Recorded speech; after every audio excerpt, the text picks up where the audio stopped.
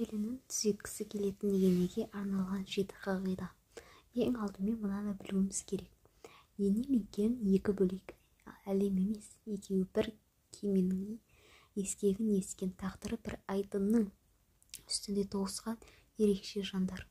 Алайда біреуінің жасы үлкен, біреуінің көргені, санасына түйгені мол.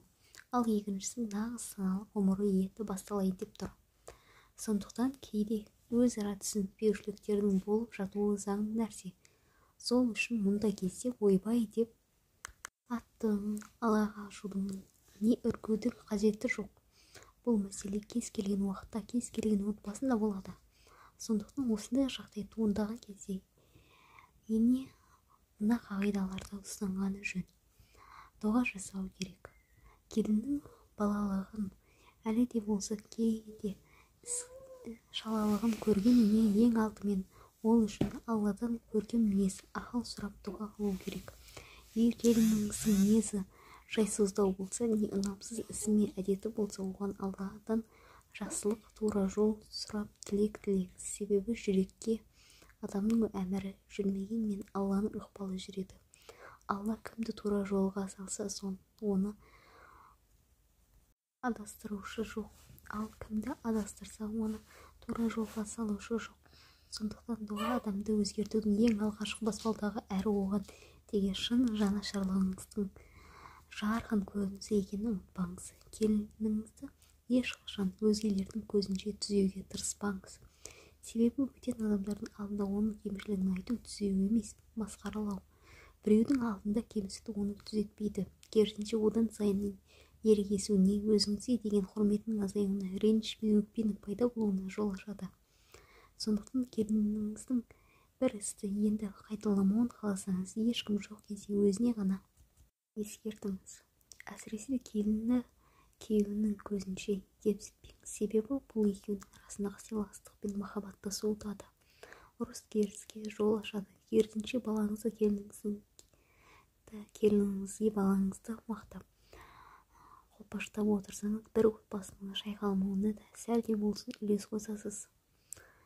Қызыңызға айтыңыз, алғаш түскен келіннің бөтен ортаға сіңіп кетуі оңай емес. Сондықтан оған бірден өз балам ой деп қарамаңыз. Жақыныңды жаттай сыйла. Демекші, бөтен адаммен мәміле жасағандай қарым-қатынас орнатыңыз. Өзі жаңа түсіп үйрен салмай жүрген келіннің көңілі әр нәрсеге сынғыш келеді. Туған үйіне, ата-анасынан жыраққа шыққан қыз кез келген нәрсені көңіліне алып, кез келген сөзге жылап жүреді.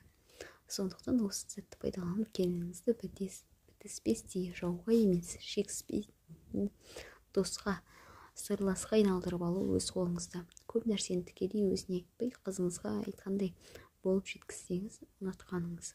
Сыйлық беріңіз. Егер мәселе күрделі болса, сыны айтардың алдында келініңізге азғантай бір сыйлық беріп алыңыз. Сыйлықтың қымбат болуы шарт емес.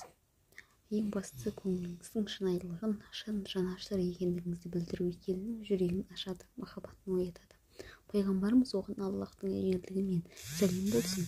Бір-бірлеріңе сый-сияпат жасаңдар, сүйіспеншілік артсын және араларыңдағы көре алмаушылық жойылсын деген.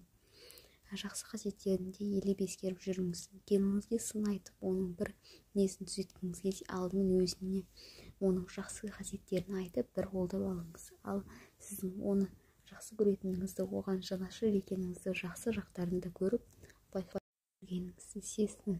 Сосын барып қана, бірақ мынаны абайлашы, өткенде ана кісі солай істепті, сен де солай істеп жүрме, жаман көрінеді екен, ұят екен, деп ақырын ғана ескертіңіз. Бұл ананы неге олай істейсің? Сен неге ананы былай істемегенсің? Дегеннен гөрі өте жағымды әрі нәтижелі әдіс. Сын айтатын оңтайлы сәт пен орынды таңдаңыз. Жоғарыда айтқанымыздай, қыз көңілі қашанда сынғақ болып келеді. Қыз бала тек өкпелейді, тез қайтады, тез жылайды, тез мұңаяды. Мұны енелер өте жақсы біледі. Және олардан артық мұны ешкім де түсіне алмайды. Тіпті кейде әйелді күйеуінің өзі түсіне алмай кетуі мүмкін. Осындай кезде ананың орны қашанда жоғары. Ол келіннің қай кезде не керек екенін біледі. Сондықтан есті ене жау жағадан алғанда бөрі етектен алатының рөліне кірмейді. Ол қорқақ қоянның бұрышқа тығылғанында амалы жоқтан қасқырға да атылатынын біледі. Сондықтан ол келінге сын айтатынын, сәттің өз орнын, уақытын бағамдайды. Бір жағынан күйеуімен қарым-қатынасты дұрыс болмай, бір жағынан баласын мазалап, бір жағы үйдегі қонақтарға көңіл бөліп үлгере алмай жатқанда сын айтып ренжітіп жығылған үстіне жұдырық болмайды. Келініңізге сын айтар сәтте онымен деңгейлес екеніңізді білдіріңіз. Яғни сырын сізге аша алатындай көңіліне көпір табыңыз. Мысалы, бастықтың айтқан сөзі кез келген адамға бұйрығы мін секілді естіледі.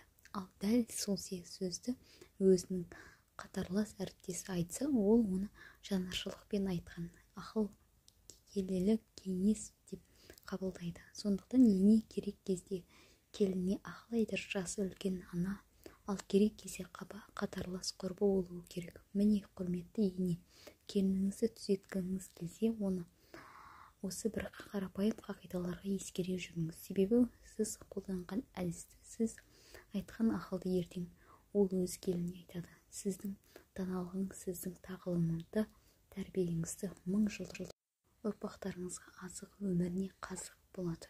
Ескерте кетейік, бұл кеңестер тек енелерге ғана емес, біреудің кемшілігін түзеткісі келетін барлық жанашыр жандарға арналады.